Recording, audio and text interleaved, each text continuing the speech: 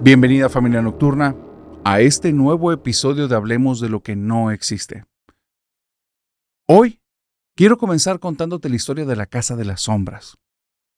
Esta es la lamentable historia de Esperanza, porque Esperanza se dio cuenta a muy temprana edad que ella tenía un don, o lo que para ella, tal vez durante esa temporada, fue una terrible maldición. Esperanza vivía en casa con sus papás. Esperanza es una chica que es muy entregada en el colegio, es estas chicas que tienen los primeros lugares, sumamente responsable, pero tiene un ligero defecto, y es que no sabe poner en palabras sus sentimientos, no sabe expresar sus emociones. Por eso, todos los horrores que vivió en esta casa jamás se los pudo explicar a mamá y a papá. Ya han pasado muchos años. Esperanza al día de hoy tiene 54 años y ella es la que me ha hecho llegar la historia. Lo que le ocurría en esta casa eran cosas abrumadoramente pesadas, eran cosas terribles, cosas que no quisieras que le ocurriera absolutamente a nadie, muchísimo menos a alguien que tú quieras. Y probablemente, si te ocurrieran a ti o a mí, no saldríamos cuerdos de esto. Resulta que en la casa de Esperanza, durante 2 años, no ocurrió absolutamente nada. Sin embargo, un día comenzó a tener como una sensibilidad, se pudiera decir. La sensibilidad con este mundo paranormal, con esta realidad invisible con la que parece que convivimos, o parece así en estos tipos de relatos, parece que empezó a tener un coqueteo, una cercanía, un cierto acercamiento a la pobre de Esperanza. Ella, cuando estaba en casa, comenzó a notar que por el rabillo del ojo se movían cosas. Cuando volteaba, al principio no veía nada. Pero conforme fueron avanzando los días, empezó a darse cuenta que en los lugares que estaban totalmente oscuros en esta casa, si le prestaba mucha atención a la periferia ocular, comenzaba a ver algo que se empezaba a acercar hacia ella. Fueron avanzando los días, ella fue perdiendo la tranquilidad. Como te digo, no se lo podía expresar a sus papás, no sabía cómo llevar esto a palabras.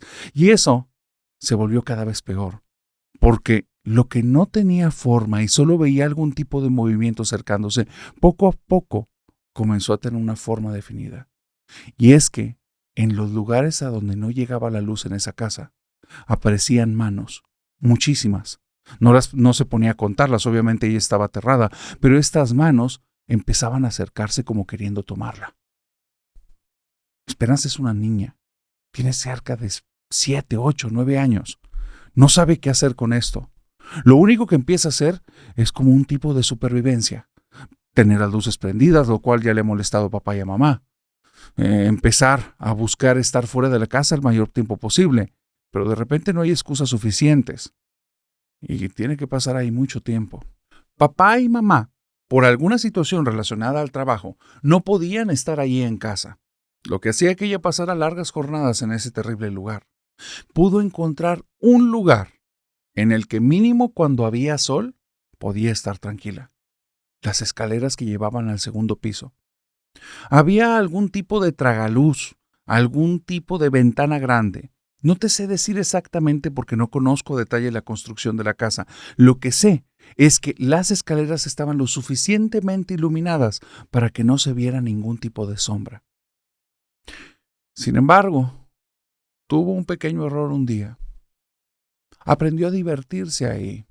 Llevaba a veces muñecas, a veces juguetes o a veces simplemente una libreta para hacer tareas. Pero un día le habían encargado una tarea de matemáticas y se tardó más de lo que debía. Llegó la tarde y poco a poco el sol fue descendiendo y las sombras fueron avanzando y ella no se dio cuenta.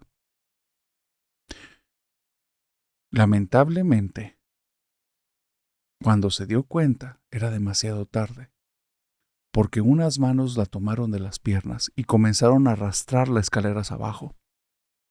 Cuando llegaron sus papás a casa, simplemente encontraron una niña que estaba llorando de forma descontrolada y no podía expresar nada, no podía decir qué pasó.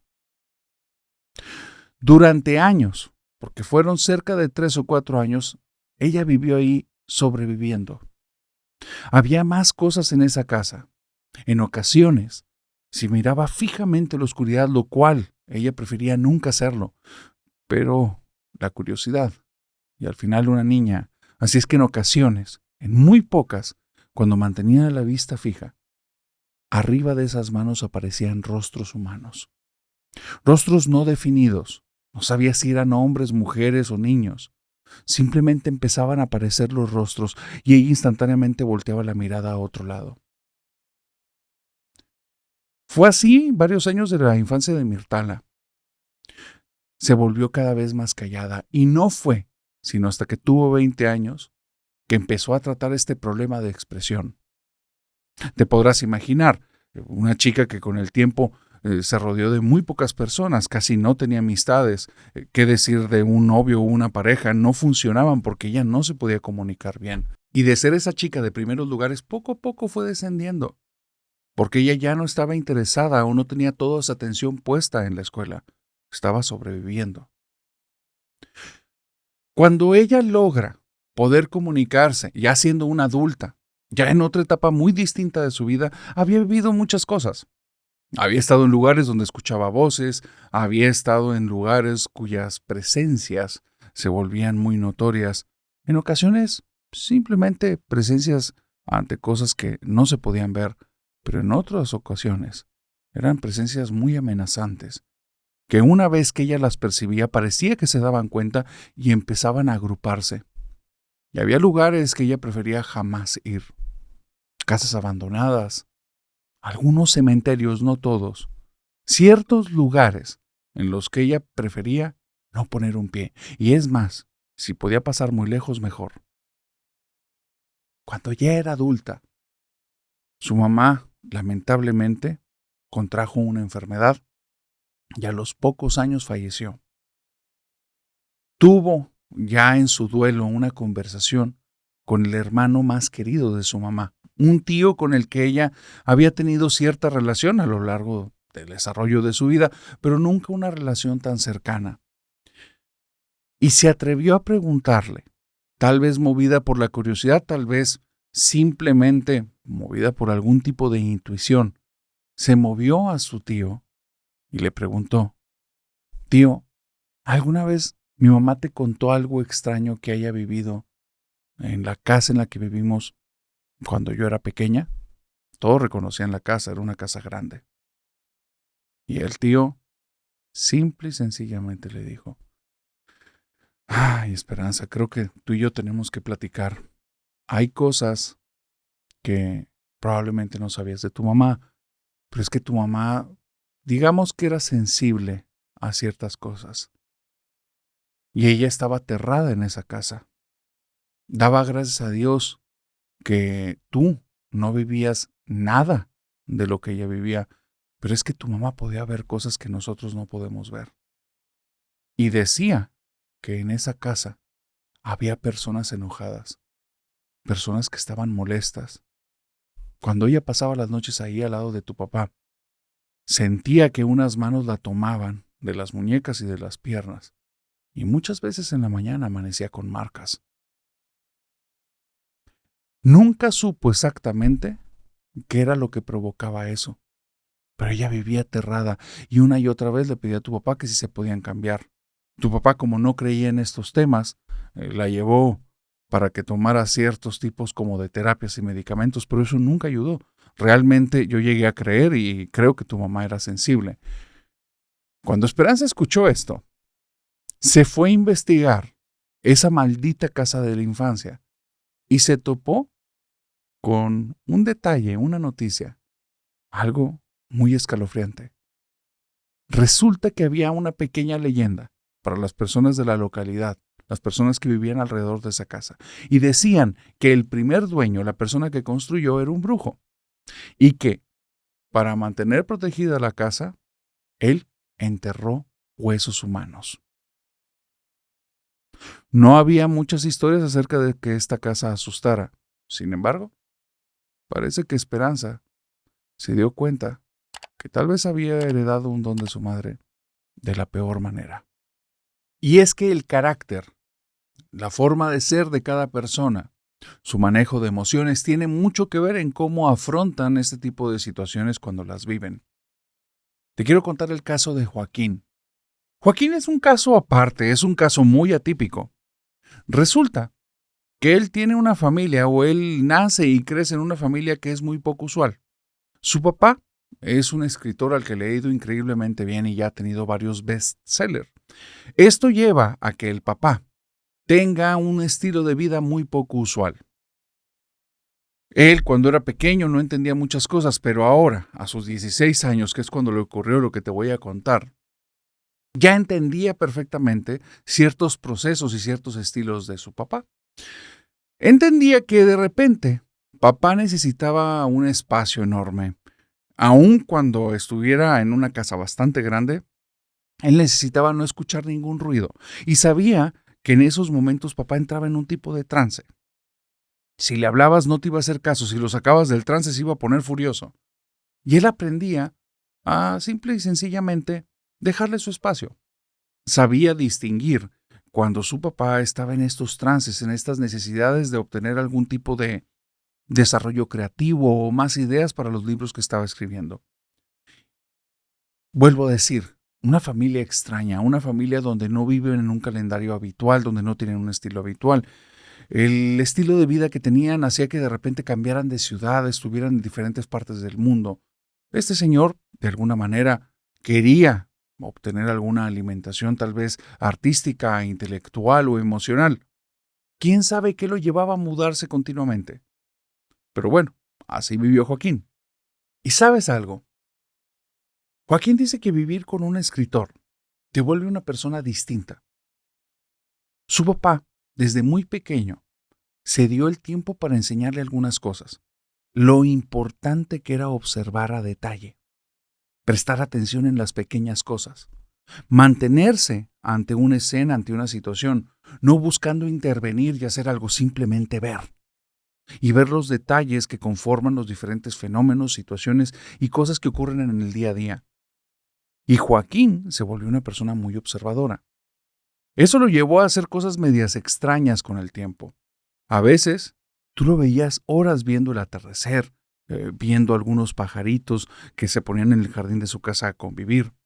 En muchas otras ocasiones, cuando dos personas discutían y estaban a cierta distancia de él se sentaba, comenzaba a verlos y empezaba a ver todos los detalles del comportamiento, pero había algo que a él lo divertía mucho, y es que empezaba a inventarles conversaciones, y si ponían una cara molesta, él se inventaba un diálogo, y era como si estuviera haciendo un cómic en la vida real, un momento a momento. Te digo todo esto porque vuelvo a decir, depende del carácter y la forma de ser, también de tu manejo de emociones y la vida que hayas llevado, el cómo vas a afrontar, cómo vas a tomar este tipo de situaciones paranormales. Y Joaquín es un chico extraño. Por eso lo que le vivió, que es algo que fue muy aterrador, no lo dejó traumatizado. Al contrario, se le hizo algo muy curioso. Resulta que en uno de estos momentos que necesitaba su papá para tener como una mayor, no sé, espacio para tener ideas creativas, decidió tomar a toda la familia, aun cuando estaban en medio de un ciclo escolar, los sacó de la escuela y se los llevó a vivir un mes a una cabaña. Obviamente en este tiempo Joaquín es un adolescente, está pasando por la preparatoria y salir de ahí para irse a una cabaña también fue algo que le agradó. La cabaña estaba en medio de la nada, era un lugar muy lujoso, muy bonito, pero no había gente alrededor. Su papá quería absoluta soledad, estar con su familia, pero al mismo tiempo una soledad completa. Vuelvo a decir, la familia de Joaquín ya entendía cómo tratar a este señor. Y como este señor iba a ese lugar a tener esos trances de manera continua, Joaquín, su mamá y su hermano comenzaron a estar como más distanciados, tanto con su papá como entre ellos. Ellos también de cierta manera habían adquirido estas formas de hacer las cosas y estando allá en esa cabaña, cada quien estaba haciendo en lo suyo. Por eso, cuando en las madrugadas, en el baño que estaba cerca a los cuartos de Joaquín y de su hermano, se escuchaban unos pasos que llegaban, abrían la puerta prendían la regadera y después nunca salían y la regadera seguía y seguía corriendo. A Joaquín al principio no se le hizo extraño, pensaba que era papá. El problema surgía cuando en la mañana se levantaba y le daban una santa regañada, porque le decían: ¿cómo se te ocurrió irte a bañar? Ya me dijo tu hermano que no fue él, fuiste tú, andas sonámbulo, ¿qué te pasa? ¿Por qué dejas la llave abierta? Él no discutía, pedía una disculpa y se ponía a observar. Para la segunda o tercera noche que ocurrió eso, la curiosidad era demasiada. Cuando escuchó la primera vez los pasos, abrió la puerta y creía que sabía lo que se iba a topar. Creía que se iba a topar a su papá caminando ahí, pero totalmente en un trance. Y él, que había hecho la deducción o había tenido la intuición o había hecho una hipótesis de que papá iba a entrar al baño en ese trance, se bañaba sin darse cuenta, o tal vez no, y solo salía de ahí y bueno, lo hacía con un sigilo porque no escuchaba los pies que salían del baño. Pero cuando escuchó los pasos en el pasillo y abrió la puerta de su recámara y salió al pasillo y no vio absolutamente nada, lo que sí vio es que la puerta del baño se abrió hacia adentro, se cerró y entonces se abrieron las llaves, hubiera sentido miedo, o yo creo, hubiera sucedido eso si fuera una persona normal. Pero Joaquín no está normal. Joaquín tuvo mucha curiosidad y fue caminando. Fue al baño, abrió la puerta y el baño estaba vacío. Estoy en una cabaña embrujada. Eso fue lo que empezó a pensar. En la mañana siguiente abrió el tema con todos. Papá, mamá, yo no soy la persona que está haciendo eso del baño. Estamos en una casa embrujada. ¿No les ha pasado nada? Y entonces empezaron todos a hacer memoria.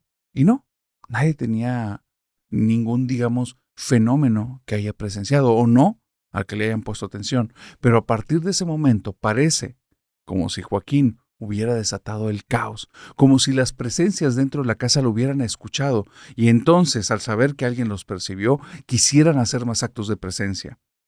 Porque a partir de esa noche, todos los días, cuando comenzaba a entrar ya como cierta parte de la madrugada, tal vez 12, 1 o 2 de la mañana, en cada uno de los cuartos al mismo tiempo, alguien les tocaba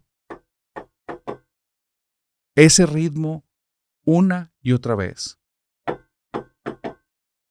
Hasta que abrían la puerta, no se dejaba de escuchar ese ritmo. Y si abrías la puerta y veías las otras puertas frente a ti, sonaba que alguien les tocaba. Una situación extraña. Pero vuelvo a decir, y Joaquín y su familia son normales, no se asustaban. Para ellos era muy curioso.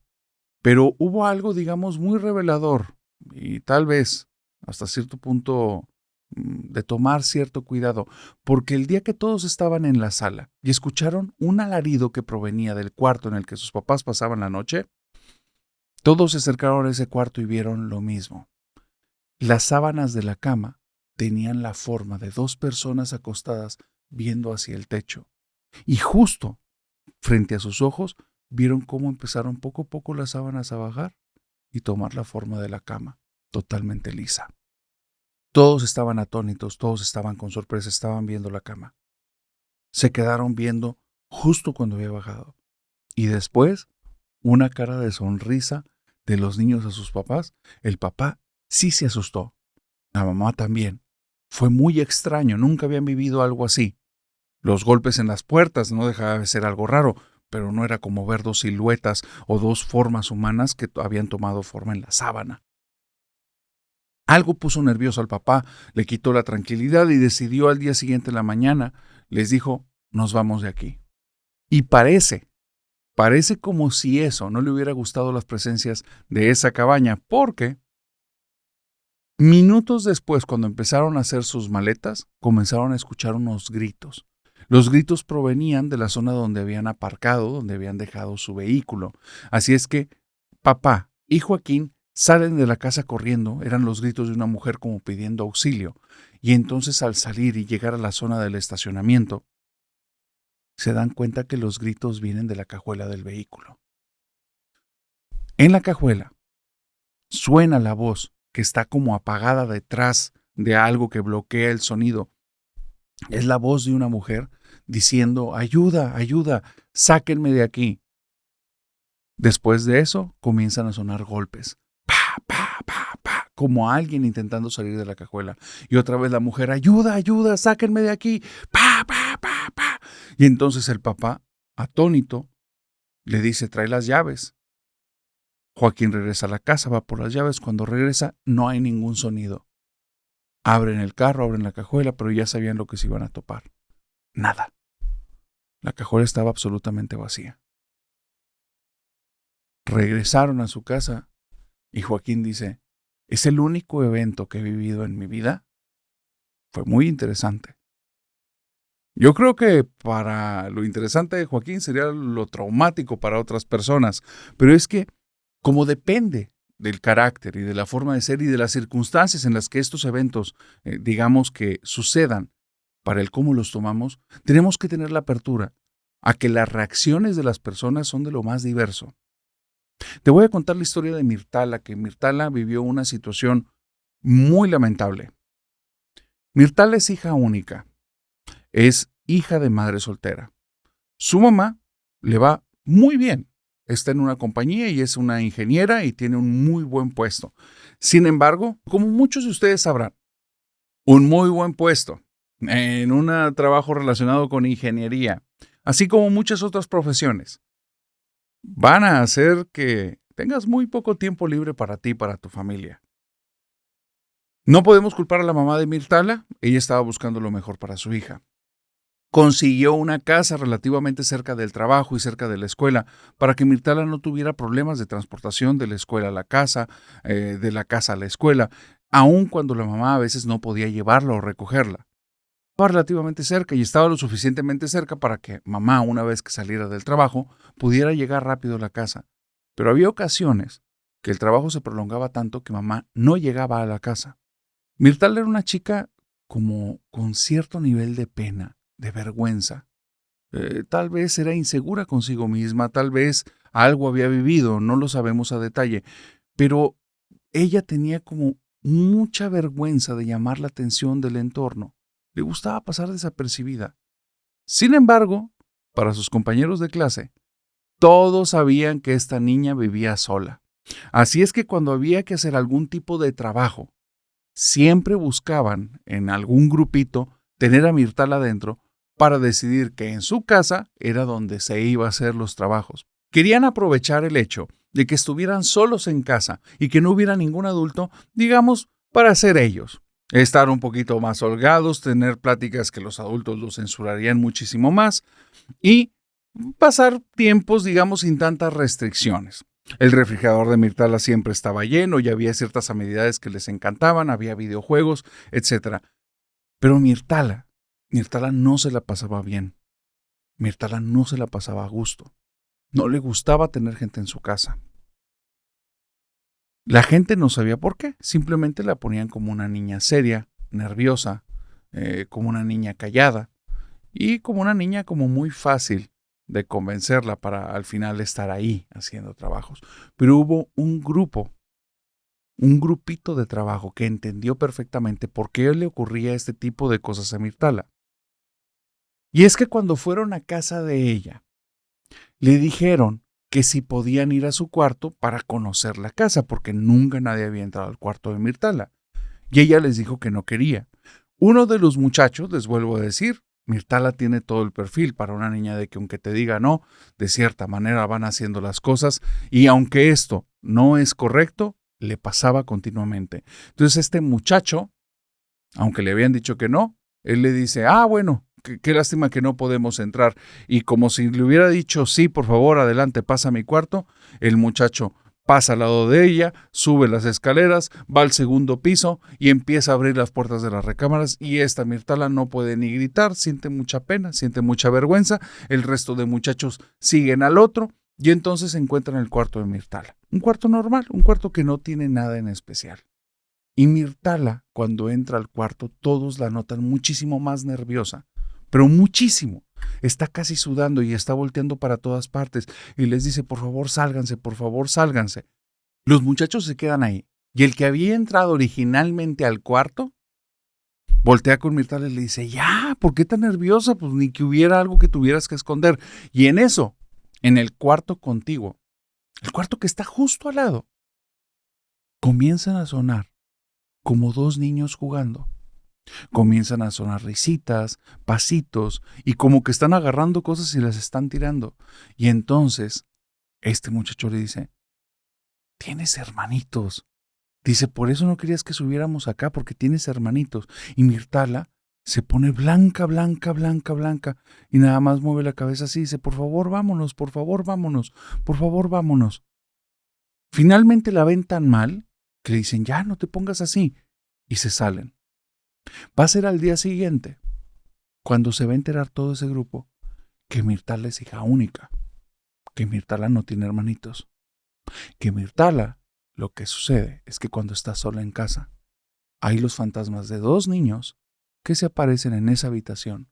Ella ya los ha visto y no la hacen sentir ni segura ni tranquila. Pero igual que a Esperancita, la chica del primer relato no tiene idea de cómo contarlo, no sabe cómo expresarlo. Y durante muchos años, ella tuvo que vivir en la casa de los niños fantasma.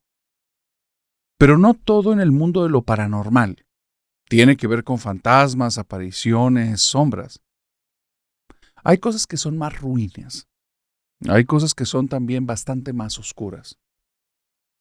Hay cosas que tienen que ver con lo que somos capaces los seres humanos de hacer cuando, digamos, no tenemos ningún tipo de ética o moral. Cuando somos despiadados y cuando tocamos los sentimientos más oscuros. Y de alguna manera hay personas que han decidido que esos sentimientos o esas ideas oscuras de cierta forma los gobiernen. Cuando te topas con alguien así, cuidado. Cuidado, porque puedes estar en peligro. Y te lo digo porque las personas desalmadas de ese perfil hacen cosas a veces terribles. Y este es el caso de Aarón. Aarón tiene una situación. Aarón es un tipo muy inteligente, le ha ido muy bien en la vida y siempre sabe volver las situaciones difíciles a su favor de una u otra manera. Si tiene algún tipo de dificultad, lo ve como una oportunidad para aprender tal o cual cosa. Si lo corren de un trabajo, porque ya él tiene cerca de 30 años y ya ha estado en varios, cuando lo corren de un trabajo lo ve como una oportunidad para conseguir algún tipo de empleo mejor. ¿Y cómo lo hace? ¿Quién sabe? Pero lo consigue. Un tipo decidido. Es un tipo con un buen carácter en todos los sentidos. Un carácter firme, pero al mismo tiempo una persona buena. Una persona que normalmente se genera muchos amigos en su entorno. Y es de estas personas que caen bien, tiene un carisma, tiene ángel. Son de ese tipo de personas que es muy difícil que te topes a alguien que le caiga mal. ¿Por qué?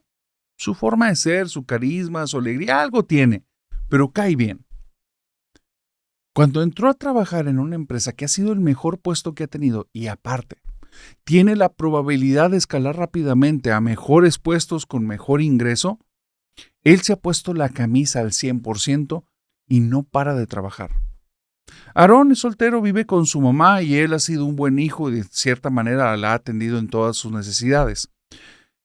Aarón, estando con su mamá y estando en este trabajo, comienza a notar que le empieza a salir un salpullido en una pierna. Va, se lo revisa con un dermatólogo, le da cierta pomada, se pone la pomada, parece que baja y a los pocos días el salpullido aparece en otra parte. Después del salpullido vienen unas ronchas, después de las ronchas empiezan ciertos dolores internos y empieza a sentirse cada vez peor, pero es un tipo de buen carácter firme. No va a dejar que una pequeña enfermedad mengué las oportunidades que tiene en el trabajo. Así es que no desiste y continúa. Llega un momento en el que tiene un poco de vergüenza porque tiene brazos vendados porque no quiere que se den cuenta del salpullido. El doctor no entiende qué es lo que tiene. Ya le ha puesto, ya le ha cambiado 1001 cosas, ya le ha hecho ciertos estudios, le tomó algunas muestras, no determinan qué carajos es lo que tiene, porque lo que tiene, según como salieron los estudios, con lo que le dio de medicina, debió haberse curado. Y parece que no está funcionando y va incrementándose. Es que ya los estudios ya van a otras cosas. Están revisando hígado, están revisando sangre, están haciendo un montón de revisiones. Y es ahí cuando interviene la mamá de Aarón. La mamá de Aarón le dice, hijo, te voy a decir algo. Yo sé que no vas a creer en esto que te voy a decir, pero hazme caso. Tengo una amiga que desde hace muchos años se dedica a hacer limpias. Antes de que me digas algo y que me digas que no y que no crees en estas cosas.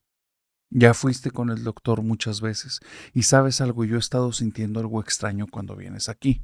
Algo. Y me dio la idea que deberíamos de ir con esta amiga mía. ¿Qué dices? Aarón, por quemar un barco más, por hacer simplemente las cosas, decide hacerle caso a mamá, van con esta mujer de las limpias. Cuando llega, la mujer de las limpias no le revela qué es lo que está ocurriendo y por qué, pero sí le dice algo. Cuando empieza a hacer las limpias, dice, traes algo muy fuerte. Y sigue haciendo, pasa ciertas ramas, hace ciertos rezos, tira agua y hace un montón más de ritos. Y hay un momento en el que le dice, no te quieren matar, quieren que te vayas del trabajo. Esto es un trabajo de brujería 100%.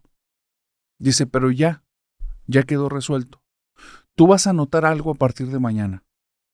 Mañana, si no amaneces al 100, vas a amanecer muchísimo mejor que hoy. Y cada día vas a ir mejorando.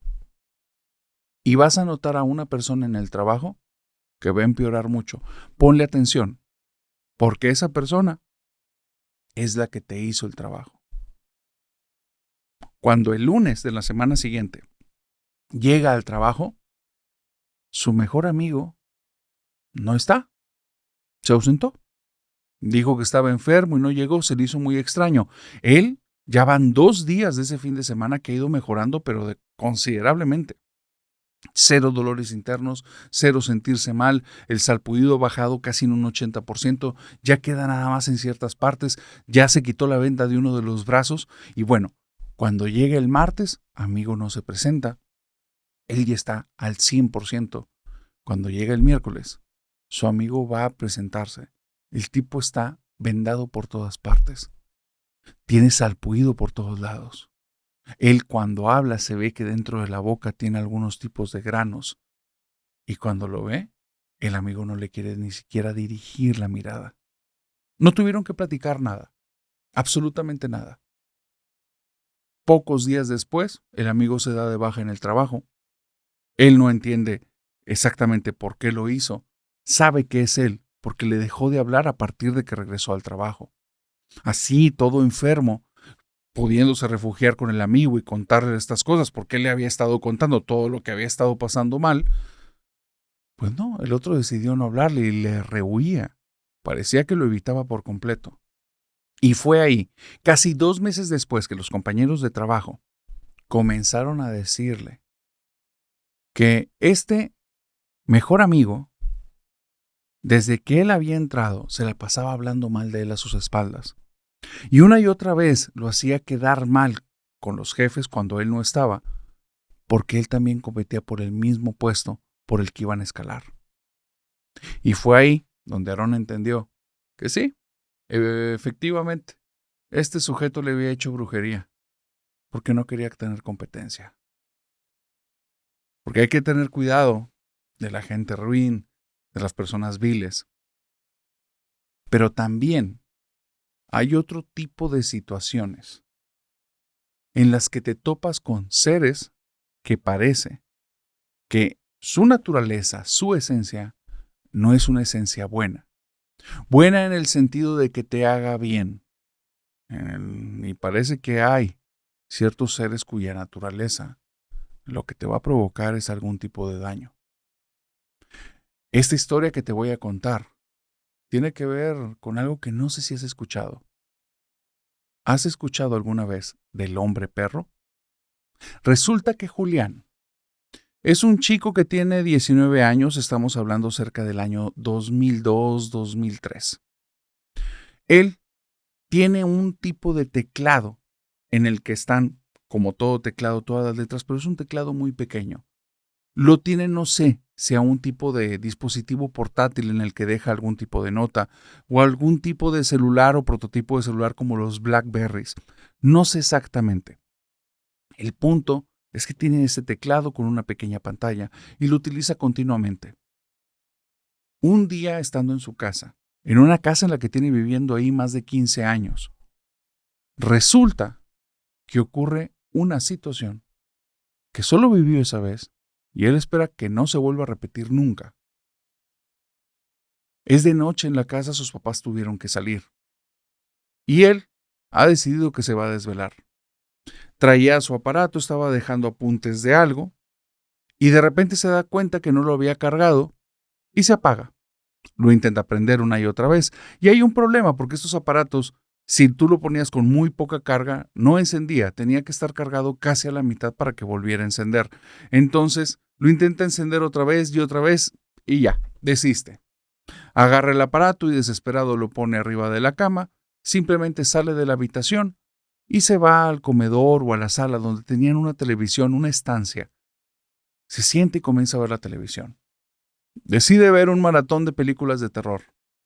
Por alguna extraña situación, aunque él no es una persona que se asuste fácilmente, esa noche estaba muy susceptible y comienza a asustarse.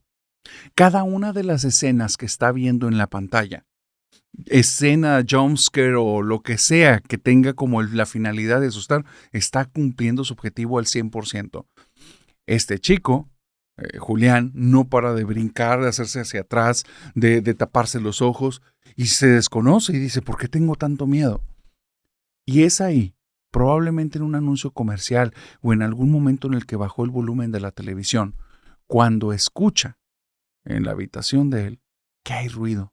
Un ruido que él ubica es el ruido del teclado.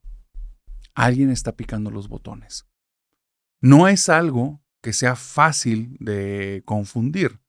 Esos teclados tienen como que un tipo de burbujita plástica y suena perfectamente cuando los presionas. La situación es el ritmo. Como se están presionando es como si alguien estuviera escribiendo y él está solo en casa. Así es que se asusta más que antes.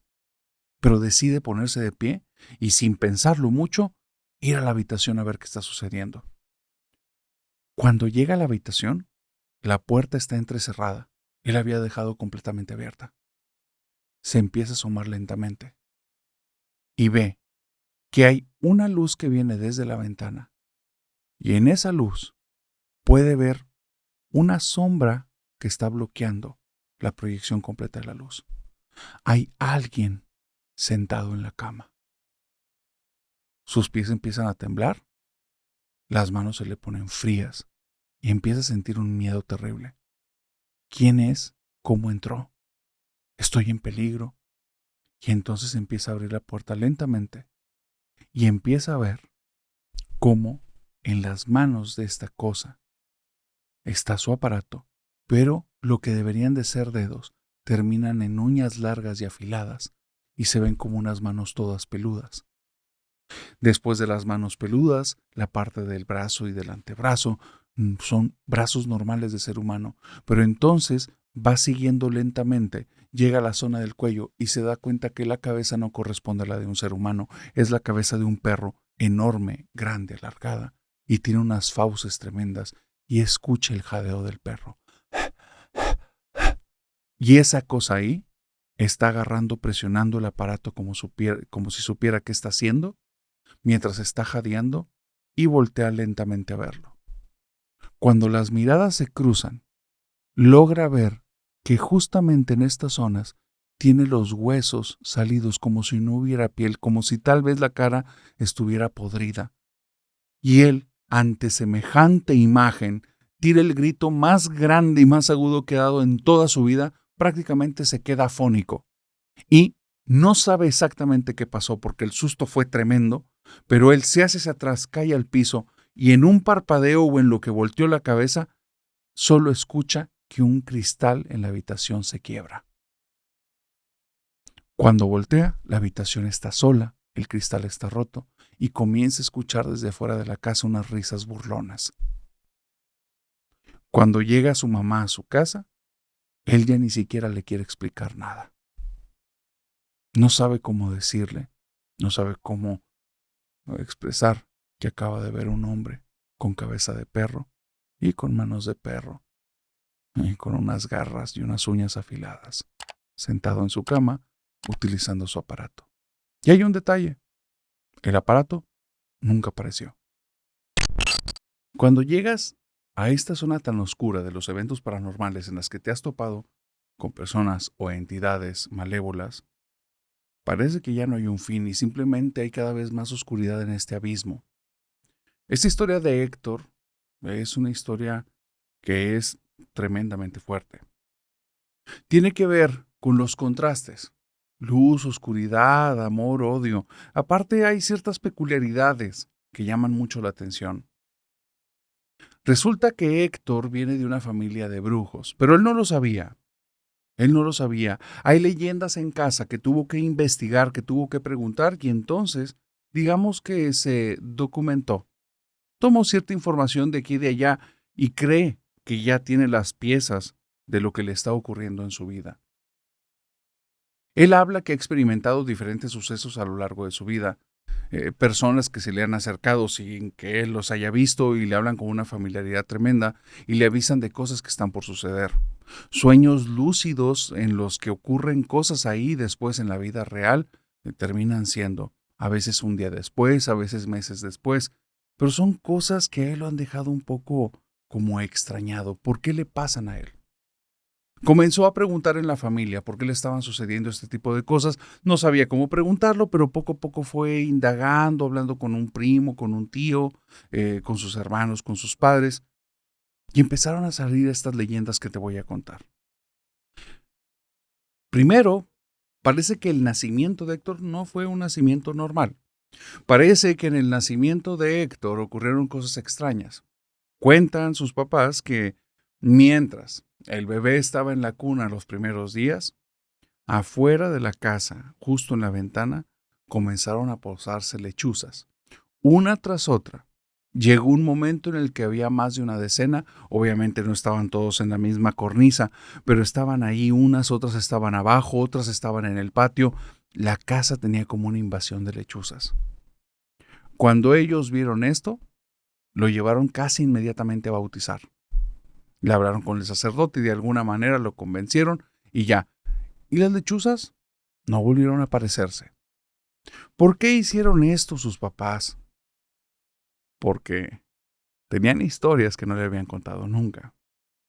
Te digo, fue preguntando, le fueron surgiendo dudas y de esas mismas dudas fue armando esto que te voy a contar. Parece que papá y mamá desde siempre no son personas tan normales. A mamá, desde muy pequeña, siempre le ha ido bien. Y de cierta manera la familia le decía una y otra vez que su ángel de la guarda estaba siempre con ella, que ella no se preocupara, que estaba bien protegida. En cambio, al papá de Héctor, no es que le haya ido mal, pero digamos que emana cierta oscuridad. Es algo dentro de su forma de ser, algo que si te quedas conversando con él unos momentos vas a notar algo que tiene como un poco de maldad, un poco de oscuridad escondida. ¿Qué es eso exactamente? No sabe, pero un día, cuando se conocieron mamá y papá, ya siendo los dos unos adultos, el papá de Héctor fue a la casa de la mamá de Héctor, fue con su novia, pues, y fue a conocer a sus suegros. Cuando conoció a sus suegros, lo recibieron muy bien. Lo trataban un poquito raro, pero al final eran estas familias de rancho, de pueblo, que tienen costumbres que en ocasiones son costumbres muy rígidas y no son tan empáticos, no son tan cercanos. Entonces tampoco se sintió tan fuera de lugar. El problema es que después de esa reunión fue unas 2 o 3 ocasiones más, y en una de esas se topó a la bisabuela que aún estaba con vida. Cuando la bisabuela lo vio, ella nada más abrió los ojos y dijo: este muchacho no es malo, pero tiene pegado un demonio. Y le dijo a él, al papá de Héctor: y ese demonio no te va a dejar solo nunca. Ten cuidado de no hacerlo enojar. Y ten cuidado de no dejarle dar alimento, porque si no, sí te va a hacer daño. Palabras más, palabras menos. La vida de ambos es extraña. La vida de ambos tiene sus momentos raros, no tiene que ver propiamente con lo paranormal, tiene que ver con situaciones que ocurren en el día a día, personas con las que se topan, pero hay algo. Esa plática con esa bisabuela sí sembró la semilla en los dos, tanto en esta pareja de novios, los papás de Héctor, en indagar por qué está un demonio pegado a mí, por qué hay un ángel que la protege. Y resulta que cuando ambos se ponen a indagar por alguna extraña situación, ve tú a saber si son los juegos del destino. Pero ambos venían de familias de brujos. Generaciones atrás, ambas familias tenían hombres y mujeres dedicados a la brujería, personas que tenían cierto renombre, pero que una vez habían fallecido, la familia se había encargado de enterrar todo vestigio de estas personas para que nadie supiera que siquiera existieron. Nadie hablaba de ellos. Pero cuando indagaron se toparon con esta situación. Y es que es extraño. A él lo empiezan a visitar las lechuzas. La mamá le hablan siempre de este ángel. Al papá cuando ve a la bisabuela le dice que trae un demonio pegado y él siempre ha sentido cierta oscuridad que emana de él. Pero es entonces cuando se dan cuenta que tal vez las cosas son por alguna extraña razón de donde provienen, especialmente tal vez los tatarabuelos del lado paterno de Héctor, esta familia de brujos que tiene a este demonio. Resulta que la familia paterna había nacido y crecido en un pueblo muy pequeño, un pueblo pesquero, y en ese pueblo pesquero había una leyenda, y se decía que en ese pueblo el diablo hacía favores, que en los días en los que había bruma, si te ibas por cierto camino que solo lo sabían los más ancianos del lugar, te ibas a topar con un hombre que tiene un sombrero, un tipo de gabardina, y al lado de él va un perro de ojos rojos. Si ese hombre te lo topabas, tenías que saludarlo y ser amable con él. ¿Sabes por qué? Porque cuando él voltea a verte, si tú agachas la mirada y no cruzas la mirada con él, va a decirte, parece que hoy va a ser un buen día. Y va a continuar su camino. Y si tú continúas por tu camino, algo bueno va a pasar. Y es que decían que en ese pueblo el demonio les hacía favores. Historias extrañas en todo este tema de lo paranormal, pero ¿cómo no va a haber historias extrañas si simple y sencillamente estamos hablando de cosas que no deberían de existir? Ya saben, aquí estamos hablando de lo que no existe, pero hay más temas relacionados con todo el mundo paranormal. Ya te había mencionado un caso de brujería con este chico que va al trabajo y de repente el supuesto amigo parece que por envidias y por celos, para hacerle un daño y no permitirle crecer y él quedarse con todo, un cierto tipo de avaricia hace esta brujería, pero hay otros casos que son terribles. A veces son los lugares los que tienen cosas, pero a veces somos nosotros los que por error atraemos estas cosas. Humberto tenía un tío que tenía el carácter, digamos, como las personas dicen, fuerte. Que normalmente eso es un error, porque si habláramos de carácter fuerte, hablaríamos de un carácter que soporta situaciones, que sabe ir hacia adelante, que sabe confrontar. Pero aquí es más bien un carácter que ante cualquier situación explota, como si fuera más bien hipersensible. Pero pongámosle este nombre, es más agradable. Héctor tenía un tío que tenía carácter fuerte. Una persona sumamente explosiva y agresiva. Nunca entendió cómo su esposa, Adela, una mujer muy linda, de corazón muy noble, siempre sonriente, se pudo enamorar de semejante barbaján. Un tío sumamente agresivo, que todo el tiempo tenía palabras con coraje y con odio a los demás. No se parecía para nada a sus hermanos y sus hermanas, no se parecía para nada a sus padres, los abuelos de Héctor. Sin embargo, pues ahí estaba, esta fichita para la familia. Adela y el tío de Héctor tuvieron hijos. Y cuando tuvieron hijos, se fueron a vivir a una casa, digamos, medianamente grande. Había un problema, ya de él había pasado ya varios años con esta persona y de esa persona sonriente, amable, buena, de buen corazón, que era muy linda y noble, oh, ya se había contaminado mucho del mal carácter de la otra persona. Ya también era una persona que en muchos momentos tenía palabras agresivas. Era una persona que en lugar de discutir de una manera tranquila, calmada, utilizando su cabeza, reventaba al instante. No importaba el tema.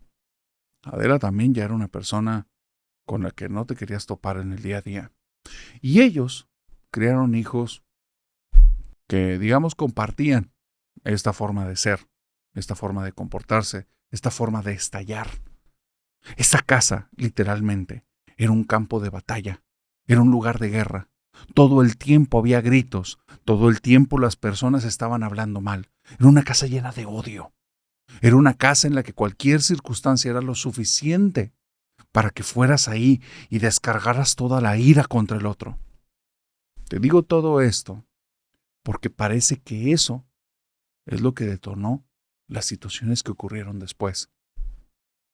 Ya hemos platicado en muchos casos que hay lugares en los que parece que habitan cosas que con el tiempo cambian tu forma de ser, pero cuando tu forma de ser es tan exacerbada y tiene emociones de las que consideramos negativas, porque las emociones en sí no son negativas, pero la exacerbación de estas puede generar ambientes muy nocivos. Entonces, cuando existen este tipo de emociones y que están saturando el lugar, hay quienes creen que ya más cosas que se alimentan de eso. Cuando Héctor y su familia iban a visitarlos, Héctor apenas tenía alrededor de como 14 años más o menos, unos años más, unos años menos. El punto es que él iba ahí y no se pasaba un buen tiempo, no le gustaba pasar el tiempo con sus primos. Sus primos eran unos sujetos odiosos, todo el tiempo estaban molestos, exigentes, agresivos. Y Héctor no, digamos que no era un pelele que se dejaba mangonear por los demás, pero tampoco era una persona que le gustara estar todo el tiempo en confrontaciones. Entonces, sí, se enfrentaba con ellos 2, 3 veces, pero después era cansado, era aburrido. ¿Para qué ir a una casa en la que te la pasas tan mal? Y sus papás, cuando iban ahí, solo estaban en discusiones con los tíos. Pero fueron avanzando un par de meses cuando estaban en esta casa nueva y de repente la casa cambió. Cuando Héctor entraba, sentía una sensación espantosa, como si hubiera cosas, presencias, algo observándolo. A veces desde el techo, a veces desde las paredes, a veces desde los cuartos que estaban vacíos. Y sentía como si algo se moviera, a veces cerca de él, a veces a la distancia. Héctor pasaba momentos espantosos en ese lugar, no quería estar ahí, se sentía horrible, le daba una sensación de miedo todo el tiempo. Jura que en más de una ocasión escuchó susurros venir de la planta baja cuando abajo no había nadie. Y dice, eran susurros que parecían de una película de terror. Era horrible, no es algo que quisieras vivir. Y aparte estabas en un lugar en el que no había confianza y si decías cualquier cosa se alteraban todos muy mal. Era horrible, horrible. Decidió un día cuando cumplió los 15, 16 años que ya no iba a volver a pisar esa casa. Nunca estaba tranquilo ahí. No iba seguido, tal vez 1 o 2 veces al año, pero llegó un momento en el que dijo, ni una. Por esas fechas, la familia del tío se separó. Del tío no volvió a saber nada. La tía se fue con sus hijos, se fueron a otro lugar, la casa la vendieron. Y él, durante muchos años, se quedó con la duda de qué había pasado con esa familia, que era obvio. No se lo preguntó en ese momento. Personas de tan mal carácter que se llevan terrible, que todo el tiempo se están atacando, de un momento a otro se van a hacer el suficiente daño para separarse. Entonces, aun cuando era un adolescente, pues hizo rápido la matemática, hizo rápido y llegó a una conclusión en la que pues, se separaron por eso. Pero ahora de adulto, que ya pasaron varios años, sí tiene la duda, pues realmente qué pasó. Y se topó que lo que había ocurrido con esa familia era mucho peor de lo que creía. No tenía que ver al 100% con el mal carácter. Parece que el mal carácter fue lo que detonó Algo terrible para la familia. Resulta que un día, este tío de Héctor fue a alguna tienda de conveniencia y se topó una mujer mayor. Y esta mujer mayor, que tampoco era una persona de muy buen ver ni muy buen carácter, me refiero a que el rostro de esta persona no era de una persona noble ni agradable, era una persona que se veía mal encarada, malvada, molesta, pero aún así no estaba haciendo nada en su entorno. Simplemente estaba ahí comprando algunas cosas igual, de mal talante, pero no estaba haciendo nada malo. Y este señor, que traía prisa por alguna situación, vuelvo a decir, parece que todo el tiempo era alguien muy irritable, la vio delante de él, vio que la señora se tardaba en sacar algunas cosas tal vez del carrito o de la bolsa que llevaba, y entonces le empezó a gritar. Maldito vejestorio, ¿qué estás haciendo aquí? Deberías de largar de otro lugar y nos estás quitando el tiempo a todos. Ya. Y aquí ya no quiero repetir las cosas que me hicieron llegar, pero eran insultos tremendos, innecesarios completamente. La señora volteó y de esa cara, que era de una mujer molesta, como les vuelvo a decir, una persona mal encarada, solo sonrió y le dijo, ¿cómo se llama, joven? Y dicen las personas que atestiguaron eso, que es como si este hombre le hubieran hecho algo en su mente porque dijo todo su nombre completo. 2 nombres, 2 apellidos, y se quedó como extrañado. Y esta mujer le dijo, se va a acordar de mí. Siguió haciendo sus compras, el otro señor se quedó como atontado. Después de eso, fue cuando en la casa comenzaron a ocurrir esas cosas. Cuando empezaron a sentirse ahí como que presencias, como que algo extraño. Resulta que conforme fueron avanzando los meses y los años, ese señor, ese tío irritable, iba siendo cada vez más raro. Pasaba menos tiempo en casa, se desentendía de la familia y decían que tenía un amorío por ahí. Un día, su esposa ya estaba harta de toda esta situación, aparte lo veía como alguien que no estaba preocupado por la familia, así es que simplemente lo dejó. Y ya no quiso saber más. El problema era que este hombre, que tenía hermanos y hermanas, desapareció. Y ya nadie sabía de él. No peleó la casa, no se lo topaban en ninguna parte, y empezaron a indagar los papás de Héctor, junto con otros tíos, dónde estaba, cuál era el paradero de esta persona. Y el día que les dijeron una dirección y fueron a buscarlo, ¿sabes quién les abrió la puerta? La anciana del supermercado. Este señor irritable estaba detrás de ella como si fuera un zombi. Medio helado, no respondía a las cosas que le decían y parecía como si no estuviera ahí. Y entonces, cuando vieron esto, le dijeron, ¿qué le hiciste? ¿Qué le hiciste a mi hermano? ¿Qué le hiciste a mi cuñado? Etcétera. Y dice la señora, este tipo ahora es mío, pero si lo quieren de vuelta, se los cambio. Se los cambio por alguien joven, alguien menos de 20 años. Tráiganmelo aquí y llévenselo a este, tampoco me sirve mucho.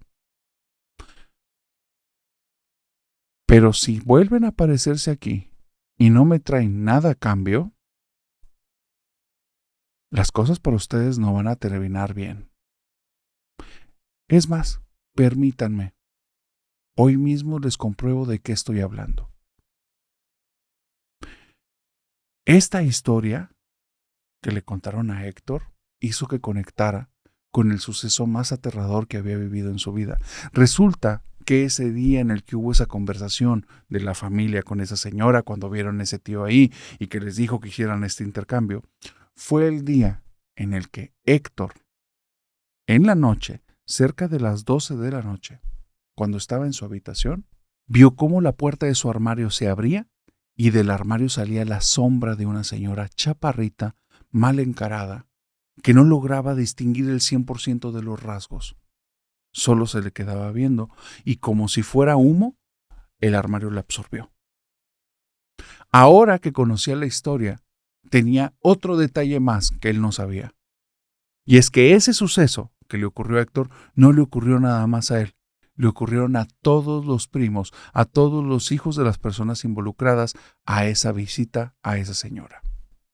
La familia decidió que no iba a volver a tener contacto con ella, por supuesto que no le iban a llevar a nadie más, y que lamentablemente tal vez el tío, por las cosas malas que había hecho, se lo había ganado. Y se desentendieron de él. Y es que depende mucho de la forma de ser de las personas y de las circunstancias, el cómo abordan las temáticas paranormales, cómo enfrentan o afrontan este tipo de sucesos. En el título del episodio hay una palabra que ahorita ninguna de las historias ha tenido que ver: posesión. Pero estas dos historias que te voy a contar son historias terribles que vivieron dos personas y que las marcaron para el resto de su vida. La primera, lamentablemente, tiene que ver con una pequeña. Una pequeña que ella no hizo nada malo. Simplemente, cuando tenía cerca de 7 años, comenzó a sentirse acosada por las noches. Sentía que había cosas en su habitación que no lograba ver, que la molestaban. Cuando contó esto a su mamá y a sus hermanos, resulta que le creyeron porque todos los que vivían en esa casa experimentaban cosas raras. Comenzaron a salir ahí las historias de que habían visto a un niño pequeño gateando. Otra persona vio una sombra asomarse debajo de un sillón. La mamá, en varias ocasiones, había escuchado que le hablaban de otra habitación y cuando entraba no había nadie. Sabían que en la casa había algo, pero después de que esta niña narró eso y les contó que sentía cosas en su habitación, empezó a amanecer con marcas en el cuerpo. Rasguños en la espalda, rasguños en el rostro, rasguños en los brazos. Su mamá empieza a acompañarla en las noches para ver que esté bien y para ver que no es ella la que se está generando esos daños. Y es cuando ve un suceso que le parte el corazón. La niña, una vez que se queda dormida, empieza a gritar. Y empieza a gritar que le están persiguiendo, que le están haciendo daño y por favor, ya no me hagas eso, no me hagas eso, no me hagas eso, y empieza a llorar y tiene los ojos cerrados la niña y por más que intenta despertarla a su mamá, la niña no se levanta. De repente la mamá está viendo cómo se le empiezan a formar marcas en los brazos, como si algo le estuviera rasguñando, y se da cuenta que algo en sus sueños, en su mente, le está generando un daño que parece que en la vida real está tomando forma. Le parte el corazón, no sabe qué hacer y comienza a preguntar por todas partes. Y resulta que existe una persona en la comunidad que lo consideran una persona como un curandero, es un tipo de chamán que se ha dedicado toda la vida a quitar a las personas como entes malignos, sombras oscuras, monstruos, demonios y cosas así. Ella no había escuchado de este tipo de cosas porque nunca había estado en esta temática, pero una vez que comenzó a indagar y a buscar de esta temática, el nombre del chamán salió una y otra vez a flote. Así es que, ni tarde ni perezosa, se fue directamente con el chamán, le platicó la situación, se pararon un día de la semana y le dijo que trajera a la niña. Cuando vio a la niña, el chamán simplemente le puso la mano en la cabeza. Algo tenía en su dedo pulgar, se lo puso en la frente, en esta zona, y cuando se lo pone justo en el centro de la frente y el resto de los dedos tocan el resto de la cabeza y está así, tocando la cabeza, a la niña se le ponen los ojos blancos y empieza a gritar. El problema son las voces. Las voces que emana no son las voces de una niña, son las voces como de un hombre mayor, y son unos gritos terribles, y empieza a decir: déjala, es mía, a mí me la dieron, es mía y no la voy a dejar, déjala, déjanos, es mía, y después cambian las voces a varias y suena: es nuestra, déjala, es nuestra, nos pertenece. Este señor empieza a hacer rezos, empieza a decir cosas, y la niña empieza como a convulsionar. La mamá le dice: por favor, ya para, le estás haciendo daño.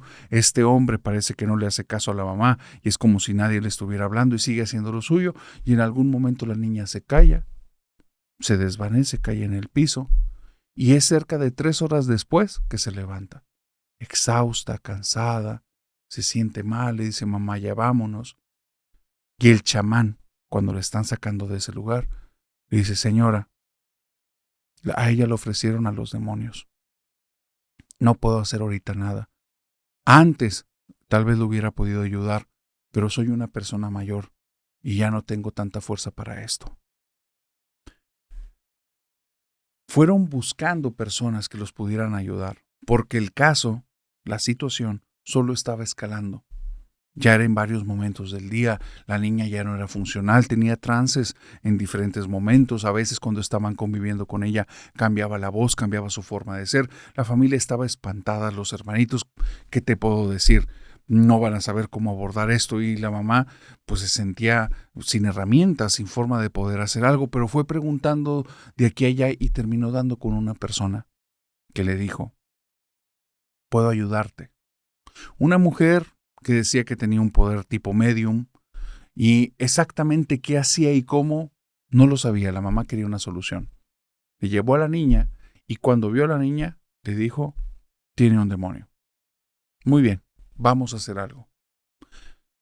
No sabe exactamente todas las partes del ritual porque no se acuerda, porque ella lo que vio en ese momento fue a su niña sufrir. Utilizó unos tipos de piedra, unos tipos de dibujos y le dijo que lo que iba a hacer era desprenderlo, porque ella lo que tenía no era solo un demonio, era un demonio y un muerto. Y que en algunos momentos, en su mente, en su alma o en su espíritu, tenían como que su lugar de batalla, porque uno no quería al otro ahí. Y no estaban subordinados. O sea, el muerto no estaba trabajando por el demonio. ¿Qué era lo que estaba ocurriendo ahí? ¿Quién sabe? Finalmente, cuando ella estuvo en este ritual, vio como la niña comenzaba a convulsionarse y la médium le dijo, quítale la blusa, necesitamos ver dónde está. Y entonces empezó a ver cómo en la espalda se manifestaba entre la piel y los huesos como una víbora que se movía. Y se empezaba a mover en todo el cuerpo. Y la médium empezaba a hacer lo que ella estaba haciendo. Ve tú a saber exactamente qué cosa era, porque la mamá con lo que tenía enfrente lo único que le preocupaba era a su hija. Y después de unos momentos vio cómo la niña comenzó a escupir algo negro y tierra, con un hedor asqueroso. Y le dijo, pudimos sacar lo más importante, pero en este momento no es conveniente que saquemos al muerto, porque está débil. Si lo llegamos a sacar, probablemente ya no sobreviva. Durante los siguientes 10 o 15 años, esta niña, aunque a veces la llevaba mamá con esta medium y ella no sabía para qué, porque ella no estuvo consciente de ese proceso, la medium decía todavía no está lo suficientemente fuerte. Y lo que la niña vivía era que aunque ya no pasaban esos acosos nocturnos, a veces, cuando estaba frente al espejo, en lugar de ver su reflejo, veía el de un hombre. Un hombre mayor, un hombre que no le generaba ninguna sensación bonita. Parecía como un hombre malvado. Y este hombre en el espejo le decía, eres mía, me perteneces. Familia Nocturna, como ustedes se están dando cuenta, esta es la nueva temporada en las cuales traemos más historias para ustedes, pero también una sección de preguntas. Antes de llegar a la sección de preguntas, tengo esta última historia, pero me gustaría hacer un pequeño paréntesis, unos segundos.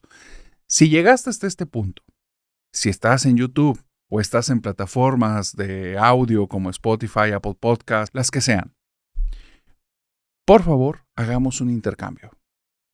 Si alguna de las historias que escuchaste antes de este momento o la que estás a punto de escuchar te gustó, te generó alguna emoción o te dio miedo, entonces, por favor, pícale la suscripción o dale seguir y regálame las 5 estrellas.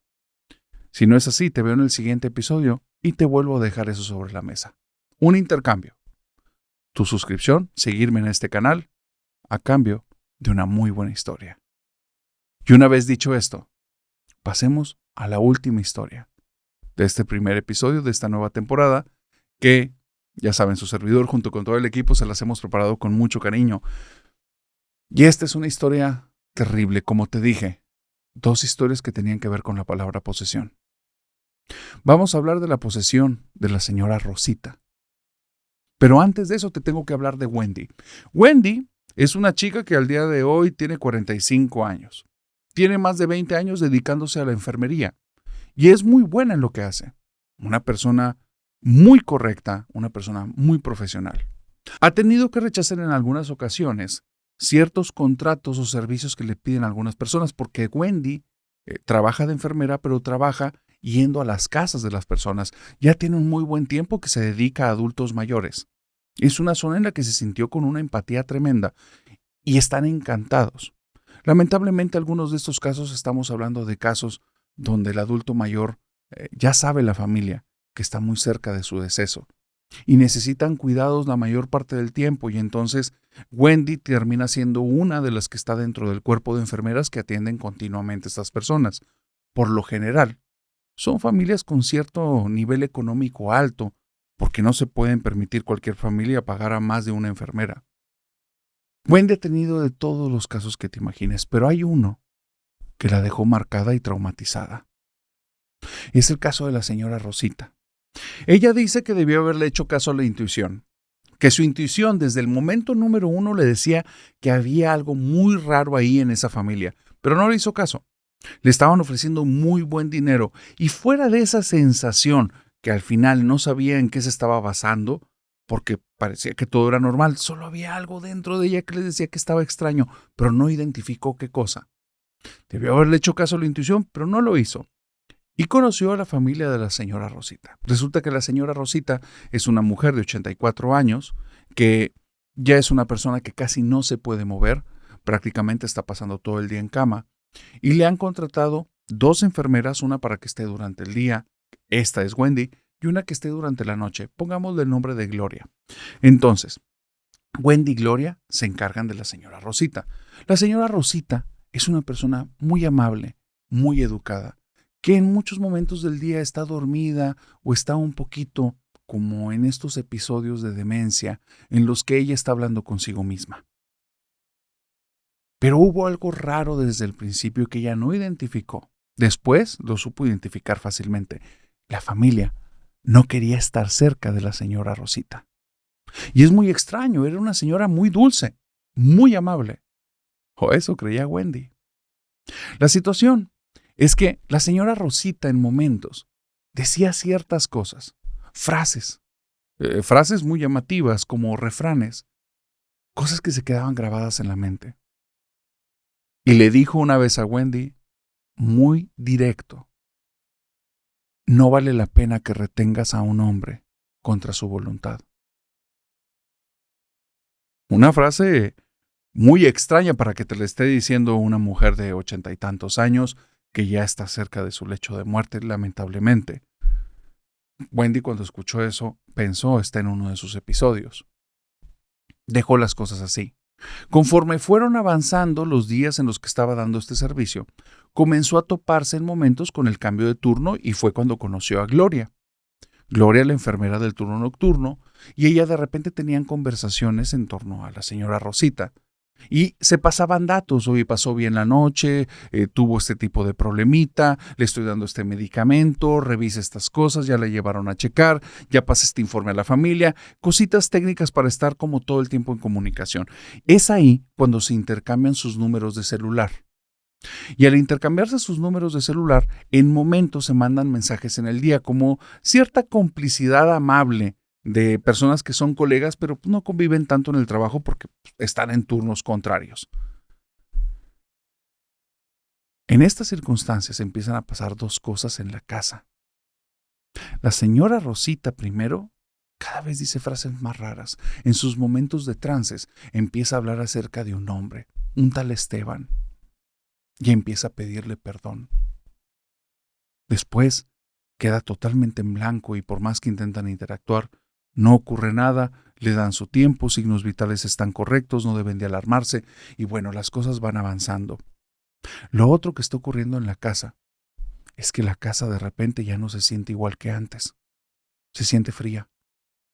Se siente una casa bastante helada.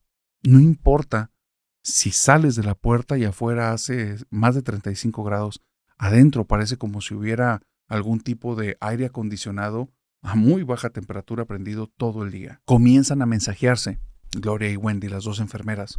Oye, la casa está más helada de lo usual. Gloria, no has estado en la noche es terrible. Y si sabes qué, yo no sé si es el frío, pero de repente siento miedo.